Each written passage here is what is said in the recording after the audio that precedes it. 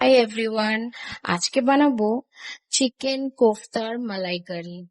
তার জন্যই প্রথমে আমি 500 গ্রাম চিকেনকে ব্রেডের 2-3টে স্লাইস দিয়ে ভালো করে কিমা করে নিয়েছি। তার উপরে 2টো পিস বা স্লাইস চিজ, আদা রসুনের পেস্ট আর একটু বাটার, একটু নুন আর গোলমরিচ দিয়ে ভালো করে মেখে নেব। তারপরে এটাতে আমি অ্যাড করে দেবো পেঁয়াজ বাটা, তার সাথে একটু কাঁচা লঙ্কাও বেটে নিয়েছিলাম ঝালের জন্য। তারপরে এটাকে ভালো করে মেখে ছোট ছোট বল করে আমি তেলের মধ্যে এটাকে ফ্রাই করে নেব। বেশ হালকা করে ফ্রাই করতে হবে, খুব বেশি ডার্ক ফ্রাই করার কোনো প্রয়োজন নেই, আর এটা পরে আমরা আবার গ্রেভিতে দেবো।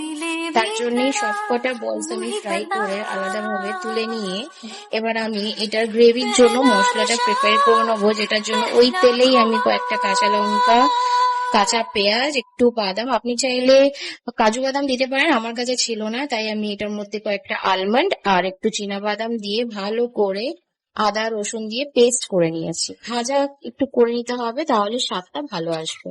এবার সেই তেলের মধ্যেই ওই পুরো মিশ্রণটাকে দিয়ে ওটাকে ভালো করে ভেজে দিয়ে তার উপর একটু বাটার আর একটু ফ্যাটানো টক দই দিয়ে এর উপরে আমি কাসুরি মেথিটা ছড়িয়ে দেবো।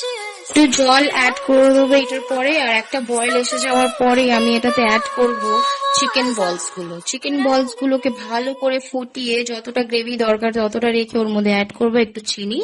তারপরেই আমি গ্যাসটাকে বন্ধ করে দেবো।